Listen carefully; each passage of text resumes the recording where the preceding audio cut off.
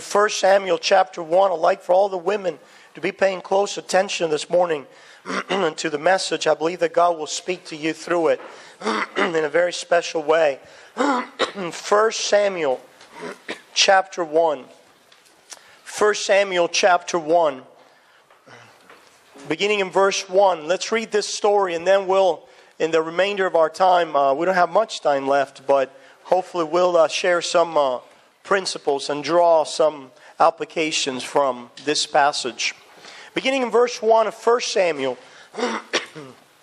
Now there was a certain man of Ramathaim, Zophim, of the mountains of Ephraim, and his name was Elkanah, the son of Jeroham, the son of Elihu, the son of Tohu, the son of Zoph, an Ephraimite.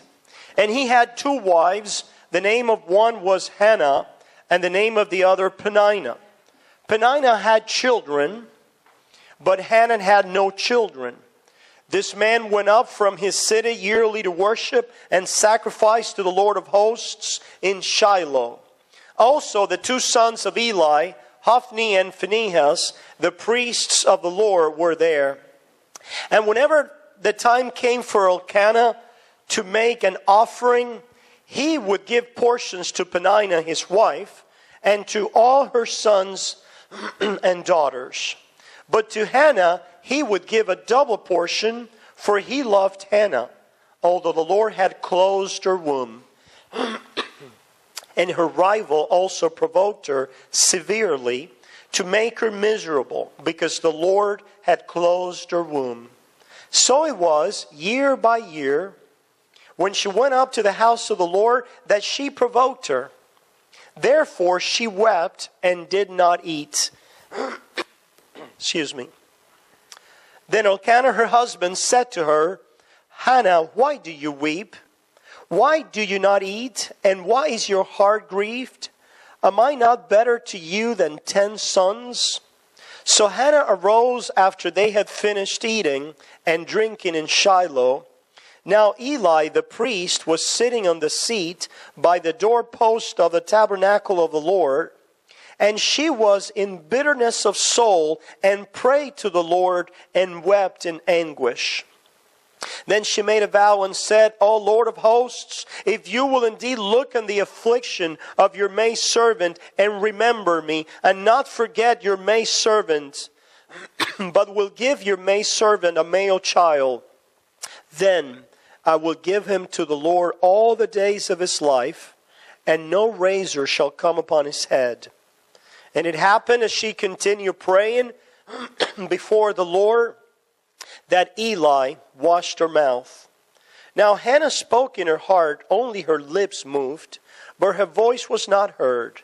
Therefore Eli thought she was drunk. So Eli said to her, How long will you be drunk? Put your wine away from you. But Hannah answered and said, No, my Lord, I am a woman of sorrowful spirit.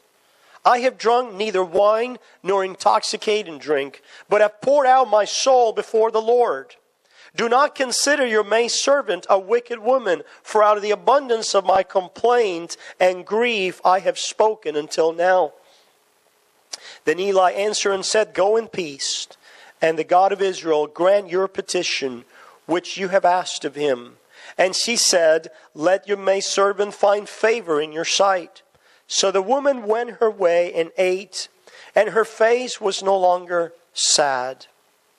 Then they rose early in the morning and worshipped before the Lord, and returned and came to their house at Ramah. And Elkanah knew Hannah his wife, and the Lord remembered her. So it came to pass in the process of time that Hannah conceived and bore a son, and called his name Samuel, saying, Because I have asked for him from the Lord. Now the man Elkanah and all his house went up to offer to the Lord the yearly sacrifice and his vow. But Hannah did not go up, for she said to her husband, Not until the child is weaned. Then I will take him, that he may appear before the Lord and remain there forever. So Elkanah her husband said to her, Do what seems best to you. Wait until you have weaned him. Only let the Lord establish his word. Then the woman stayed and nursed her son until she had weaned him. Now when she had weaned him, she took him up with her with 3 bulls, 1 ephah of flour, and a skin of wine, and brought him to the house of the Lord in Shiloh. And the child was young. Then they slaughtered a bull and brought the child to Eli. And she said, "Oh, my Lord, as your soul lives, my Lord, I am the woman who stood by you here praying to the Lord. For this child I pray, and the Lord has granted me my petition which I asked of him. Therefore I also have lent him to the Lord. As long as he lives, he shall be lent to the Lord." So they worshipped the Lord there.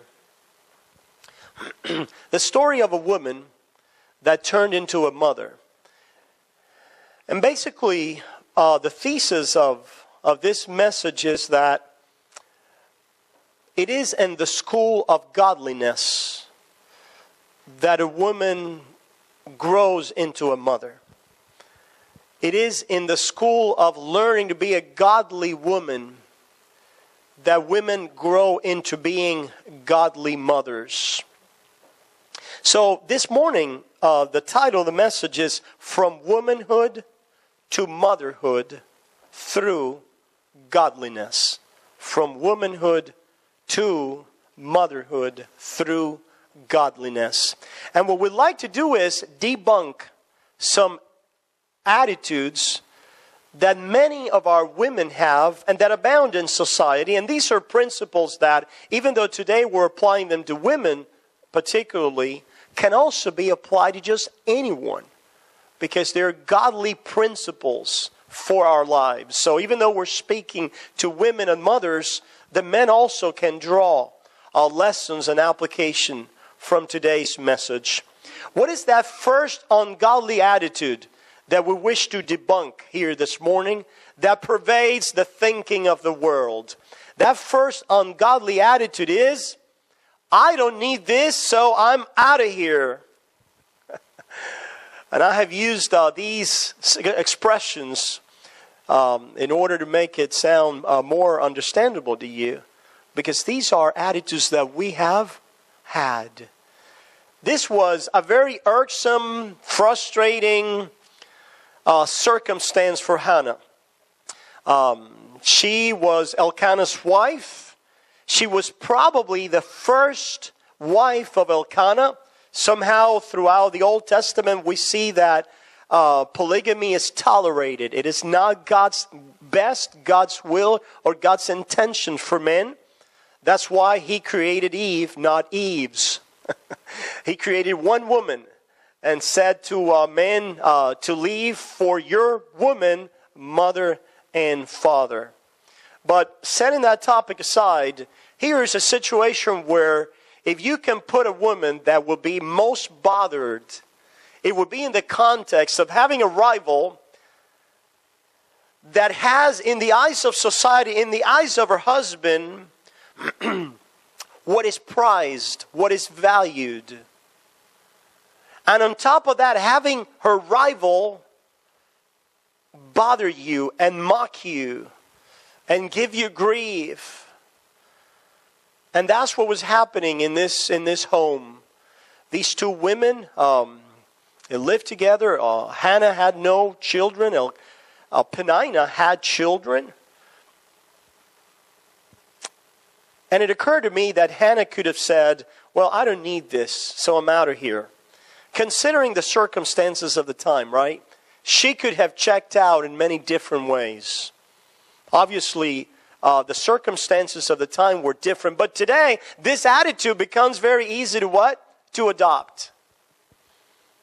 And in these times where marriage means very little, in these times where we walk in and out of relationships as we would change a pair of clothing, in this attitude where people come together and if things don't work out, the back door is open to leave. That didn't work out. In this time where we can file for a no-fault divorce and claim irreconcilable differences, this attitude is very much at the forefront of the world. I don't need this. I'm out of here. What was Hannah suffering? Infertility, opposition, provocation, irritation. What she was suffering struck at the core of who she was as a woman. Think about it. In those days, just to be infertile and not have children carried a great stigma. A great stigma. And Hannah bore that stigma before the eyes of society and in her home every single day. And she carried that hurt. And not just that hurt, but also the opposition and the hostility of this other woman. Peninnah means ruby. And Hannah means grace. So it's an interesting names. It could be said that Peninnah had much wealth in terms of having what a woman was supposed to have, right? She had children. She had wealth. She had an inheritance. She had rubies. What did Hannah have? Her name is Grace. Right there, we could just have the whole message. Let my grace be sufficient to you. We could have the whole message right there. But if we would look at the grace that we have received, we would begin to see that we have much in that grace. And that we can approach the throne of rubies. What's it called? The throne of what? The throne of grace. That we can approach the throne of grace. And Hannah knew that.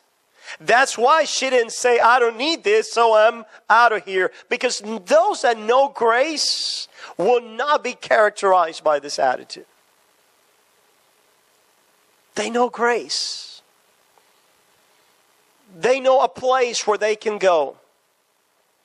They know where they can find favor even when it's not deserved. Because what do we tend to do when we don't know grace? Undeserved favor. What do we tend to do when we carry the stigmas that we carry? I don't know what you've been through. I'm not preaching. I don't know much about some of you. So I'm not preaching in particular to any of you, but you know what you've been through.